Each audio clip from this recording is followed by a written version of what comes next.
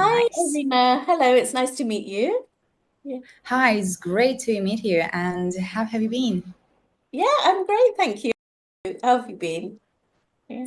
Oh, wonderful. And to be honest, like when you wrote me, I realized that it's gonna be a great chance to join something like this because at the moment when I learned English, when I just began learning English, it felt like I wanted something like this, but I couldn't find it. So it's good to take part in this. Oh, I'm really glad to hear that. That's great. So could you introduce Thanks. yourself, please? Sure. Mm, I'm originally from Kazakhstan. I'm 31 years old and I'm an only child. I left Kazakhstan when I was 18 because since I can remember myself, I wanted to leave Kazakhstan because my family could travel a lot and I could see different countries, and I felt that Kazakhstan isn't the right place for me. So at age of 18, I realized to I wanted to go to discover the world, and I began with Ukraine. But then we decided.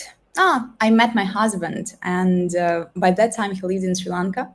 So I joined him there for a few months. Then we decided to go to Ukraine because he was originally from Ukraine, and we spent there a year. And then we decided to go to Hanoi. No, we decided to go to China for a year or two, but I couldn't get my Chinese visa because Kazakh people have some issues with this. Had nowadays I have no visa actually for China, and that how we appeared in Vietnam for 2 weeks. But I decided to stay there for 5 years because that was amazing.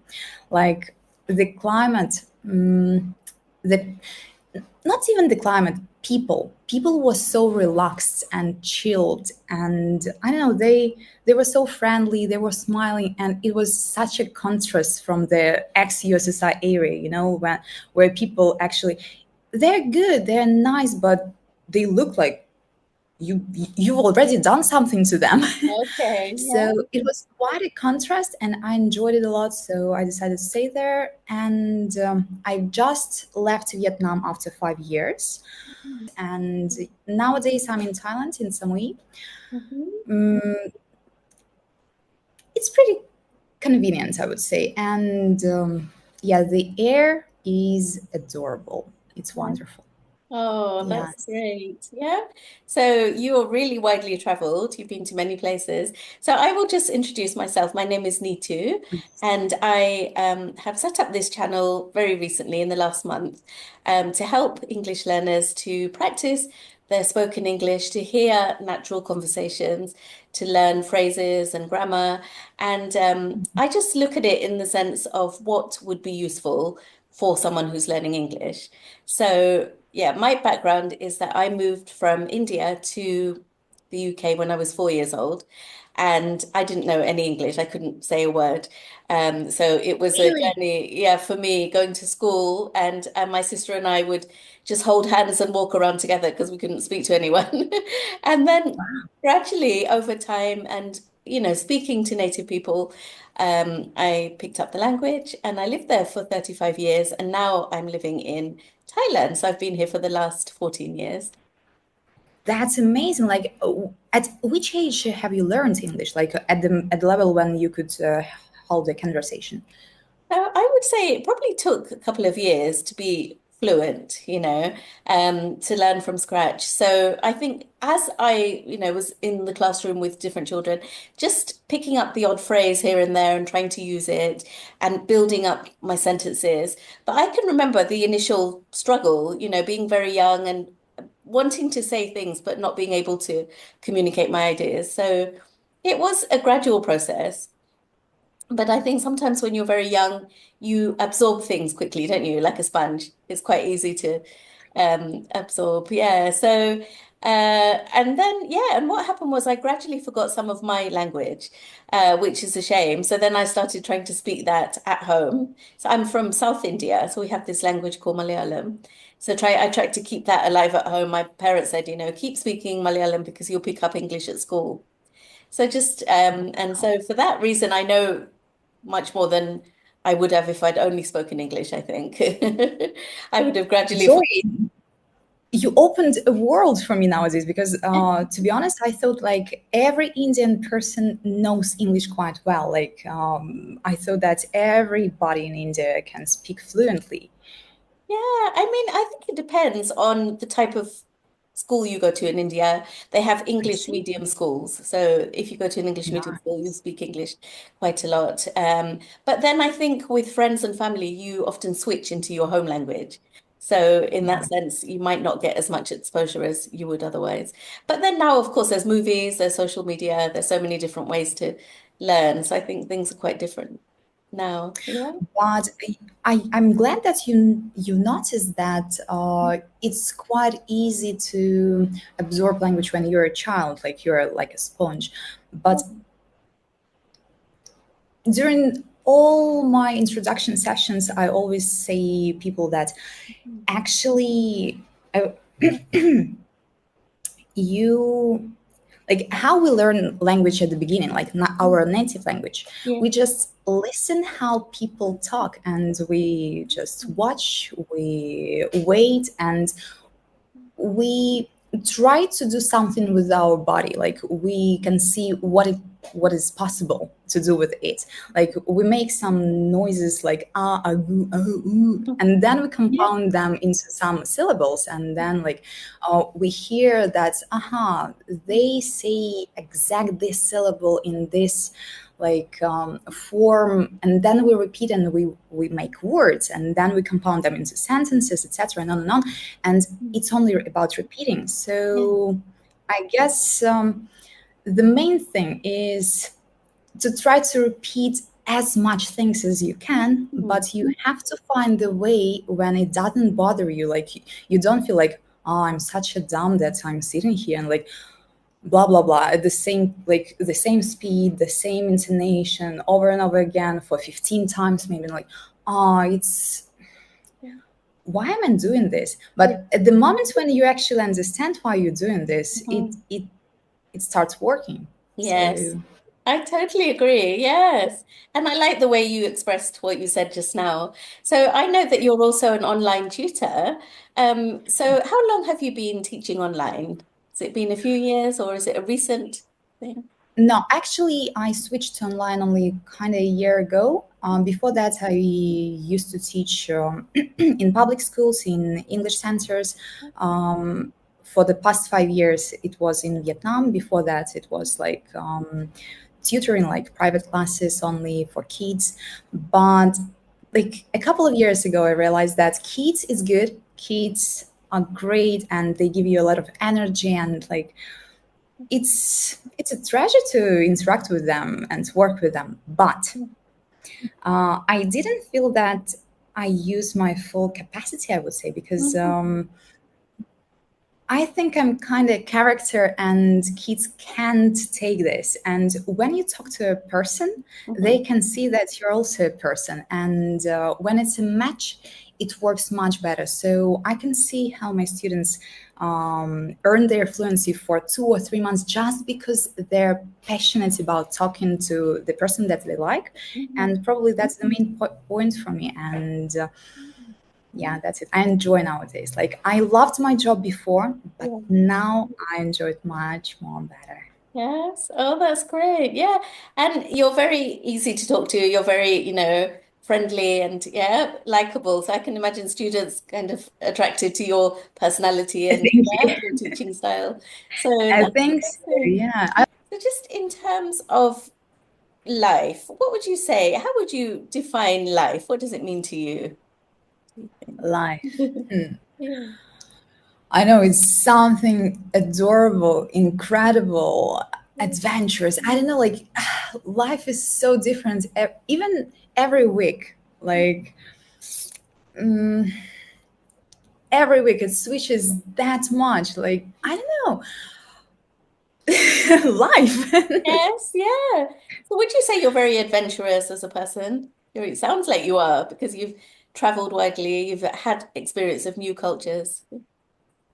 Um, I don't know how to describe it actually, because, for example, my last adventure happened when I didn't want to have an adventure. I just wanted to have something beautiful in my life, and I went for to see. There's a viewpoint nearby, and I haven't been there yet, so I decided to check it out. Mhm. Uh, Went on my motorbike, went there, Yeah. and then I realized that the hill is quite challenging, and if I go down, probably I won't be possible to go up. But I was like, I'll do this. Not because like I was dumb or something, just like I really want to go there, and let's see what will happen. So maybe I will ask for some help later, or like I will manage it somehow. But later, I just went up and everything was okay, and I was like, wow, Yeah. was it me? And that's it. Yeah. Just sometimes you have to do whatever you want to do, and life kind of helps you and Yeah, enjoy. that's Yeah, right. probably for me, life is about enjoying. I Yeah. don't think that we have to have, I don't know, sex, drugs, etc. But you have to develop yourself in order that where you would enjoy your life, and other people would enjoy interaction with you. Yeah. Probably, I hope so. That's true. Because with many of us, we have this kind of, life becomes quite stale in some ways, and it just ticks along, and we have the same job, and we have the same house, and the same, everything there's no movement. And I think what you've done, you've come out of your comfort zone into a new environment. And I think sometimes we need to do that. We need to think, okay, I've been working so hard, I need to have a weekend break, or I need to go and see a friend who lives on the other side of town, or do something that kind of stimulates us. I think that's really important, isn't it? Or take up a new hobby or something. Yeah. It's slightly different for me because, to be honest, Yeah. what you describe as a comfort zone, to have the same house, the same Yeah. life, and like the same routine. For example, I really respect my routine Oh, because if I don't do this, my yeah. mind is mess. Oh, So I have to do my routine. yeah. It's the only thing that keeps me on the trail. Mhm. But otherwise, like as I told you, Kazakh people are nomads, and I'm from Kazakhstan. I'm not ethnically Kazakh person. I can speak Kazakh language, but still, I'm from Kazakhstan, and I've learned this mindset probably. And for me, this is my comfort zone when I'm kind of nomad. Yes. And that works for you. That's fantastic. Yeah.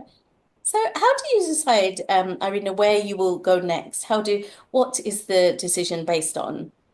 Do you have certain criteria, or do you just go with the flow? What do you like to do? I have a lot of criteria actually, but at this moment, I realize that I'm 31 at this moment, and I would love to find a partner for my life. And now it's quite hard because I'm a nomad, and I would love to have a family, but I have to manage it somehow in the way like I wouldn't be bored after a couple of years with that person, like in the same house. Right. So I have no idea. Like, I have to find the way how to manage it and balance it. But Mhm. it probably, like, main criteria is, at this moment, about the next place is the fresh air, a huge water body nearby, like I know a lake, a sea, whatever, anything. Just I need something. Yeah. Um, what Not a big community of expats, but like I would love to have some friends around. Maybe not friends, but some people to go somewhere from time to time. Yeah. And nature. Nature is something that is very important for me. So Mhm. probably Montenegro. I'm thinking about Montenegro or Portugal at the moment. So I'll figure it out somehow. Yeah, that's so great. Yeah. So you're a very free spirit, and you just, yeah.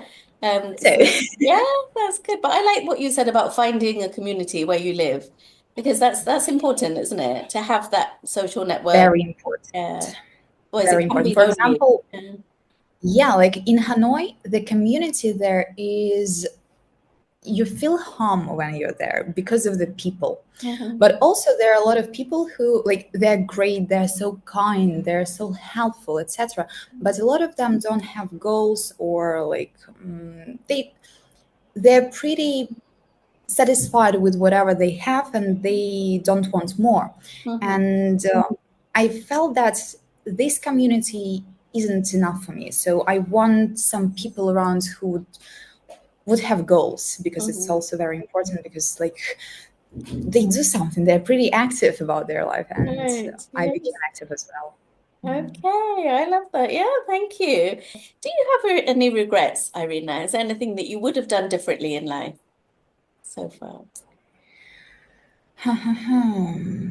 Regrets. Yeah. Um, I think it's about sport. I didn't have enough sport when I was a child, when I was a teenager, so I had quite a lack of sport in my life. So I wish I'd had more. Yeah. I see. That's a good one. Yeah.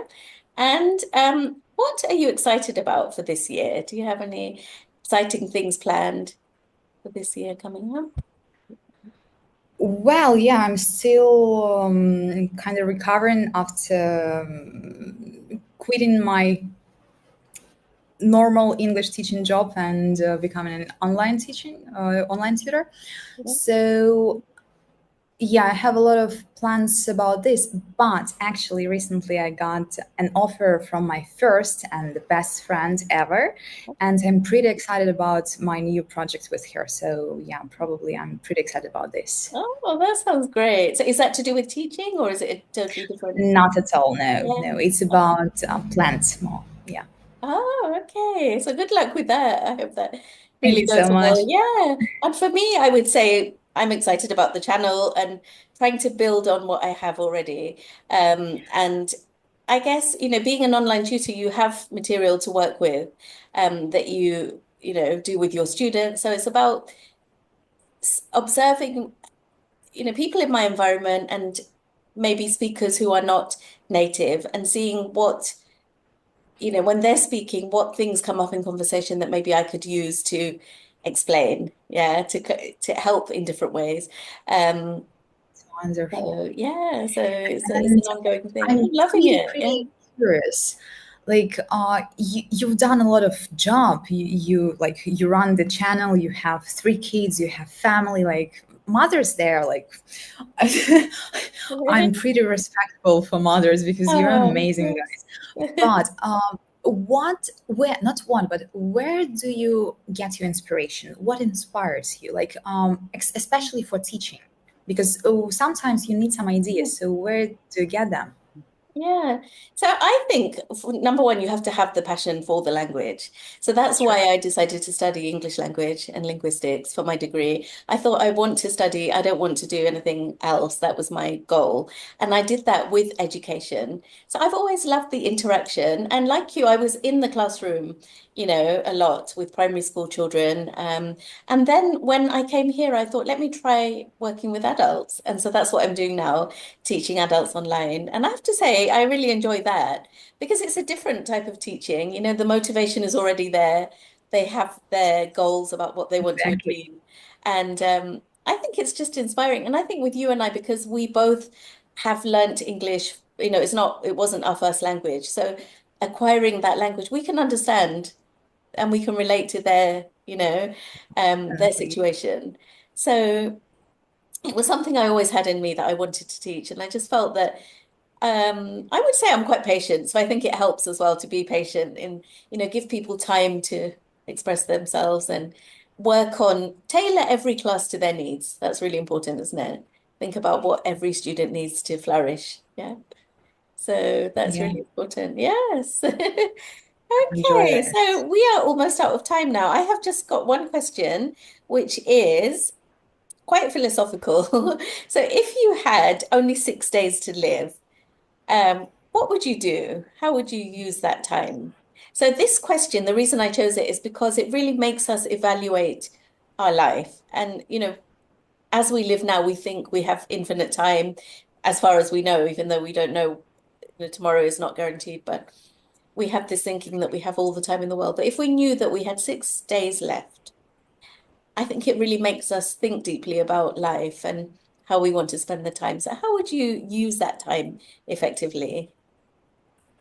Definitely, it's a great question. And if you ask me it, I don't know, a year ago, I would answer it differently. Because the whole my life I thought that life is about enjoying, etc., etc. So probably I would say get a flight and like enjoy it. But nowadays I haven't been visiting my family for 6 years, so more rather I would go and visit my family nowadays. I see. And when you go back to Kazakhstan, I know that you said that you didn't feel that connection growing up there, but do you feel that you miss some parts of Kazakhstan when you're not there? Is there anything that you feel? uh, I have no idea how to answer this question because I adore our nature. Our nature is just breathtaking. It's something else. I have no idea how to describe it in an appropriate way because, like, on Yeah, the emotions. yeah, But other, like, except for the nature, no. yeah. No culture, no language, no mindset, nothing common at all. Even like when I visit my relatives there, people actually like on the street they're like, "Where are you from?" Like Kazakhstan. Why? You don't look like a Kazakh. Oh, I see. Like, yeah, I wear not black clothes. I know. Right. I see. So we are out of time, Irina. So I would like to thank you Yeah. very much for your Thank you so time. much for having me and for Yeah, this opportunity. it was a I'm pleasure really to meet grateful you. for this. It was Thank you nice. so much. And I Yeah. wish you all the best Thank you so for your much. travels. Yes. Enjoy. It's mutual.